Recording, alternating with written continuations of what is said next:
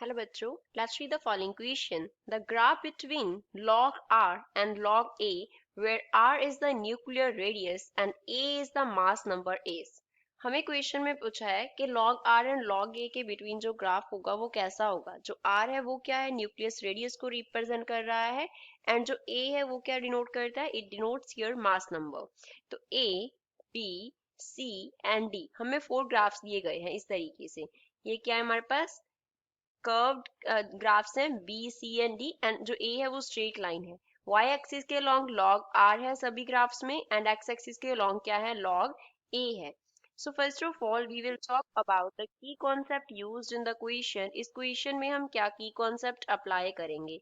तो यहाँ पे हम जो रिलेशन यूज करेंगे that is r is equals to r naught into 1 a raised to power 1 by 3. अब यहाँ पे इस रिलेशन में r जो है वो क्या है हमारे पास, न्यूक्लियस का रेडियस है. मींस न्यूक्लियस रेडियस को डिनोट करता है term r, and r not जो है वो एक कांस्टेंट है. यहाँ पे r not here denotes a constant which is equals to 1.2 into 10 raised to power -15 metre इसका वैल्यू होता है हमारे पास.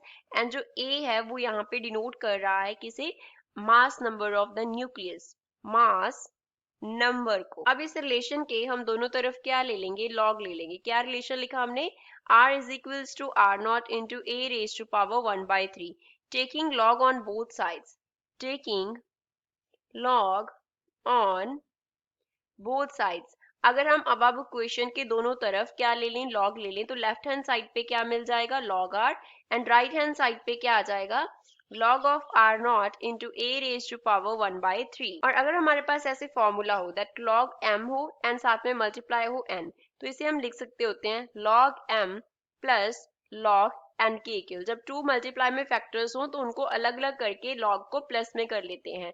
तो log r जो है वो किसकी इक्वल आ जाएगा, log of r naught plus log of a raised to power 1 by 3. अभी अगर हमारे पास ऐसे फॉर्मूला हो log of m raised to power, suppose n है, तो जो पावर है वो आगे आ जाता है और ये बन जाता है log m. इस तरीके से हम इसे लिख सकते होते हैं. तो जो रिलेशन है वो क्या बन गया, log r is equals to log r naught plus 1 by 3 into log a. अब इसी इक्वेशन को हम अगर रीअरेंज करें then we can write log r is equals to 1/3 into log a plus में क्या आ गया, log r नॉट आ गया. अब इसी इक्वेशन को अगर हम स्ट्रेट लाइन इक्वेशन से कंपेयर करें तो स्ट्रेट लाइन के लिए इक्वेशन क्या होता है, straight line equation is y is equals to mx plus c होता है. अब y जो है, y एक्सिस के लॉन्ग हमने ग्राफ में क्या लिया हुआ है, log r लिया हुआ है, एंड x एक्सिस के लॉन्ग हमने क्या कंसिडर किया हुआ है, log a कंसिडर किया हुआ है. दैट मीन्स जो m है, m क्या डिनोट करता है, स्लोप को डिनोट करता है. तो इसके लिए जो ग्राफ के लिए स्लोप है वो 1/3 है, that is a constant slope.